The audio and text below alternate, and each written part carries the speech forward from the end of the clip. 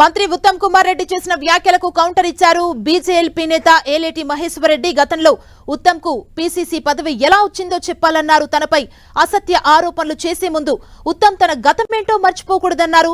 ఉత్తమ్ లాగా తాను బీజేఎల్పీ పదవి కొనుక్కోలేదని తెలిపారు. బీజేపీలో అలాంటి అవకాశమే లేదని స్పష్టం చేశారు.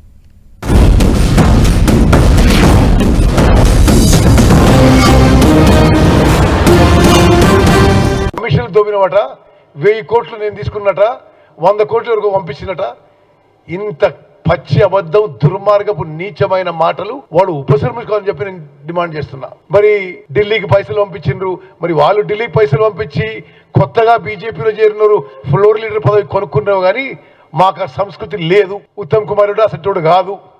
ఏ రకంగా ఆ రోజు పీసీసీ అధ్యక్ష పదవి తెచ్చుకున్నారో నాకు తెలియదా? మీతోటి 10 సంవత్సరాలు సావాసం చేసిన వాడిని, ట్రావెల్ చేసిన వాడిని. ఇప్పుడు నేను మీలాగా మాట్లాడాలంటే 10 సంవత్సరాల్లో ఎన్నో అంశాలు నా దగ్గర ఉన్నాయి. కానీ నేను ఎప్పుడు అటువంటి దిగజారుడు మాటలు మాట్లాడే క్యారెక్టర్ నాది కాదు.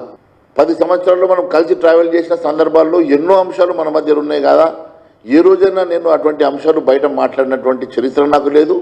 అలాంటి అవసరము అంతకన్నా నాకు లేదు.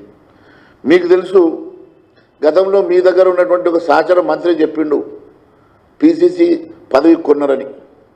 గతంలో అప్పుడున్నటువంటి మాణిక్ ఠాకూర్ గారి సందర్భంలో కూడా చాలా మీ మీద ఆరోపణలు వచ్చినాయి, అందరి మీద ఆరోపణలు వచ్చినాయి.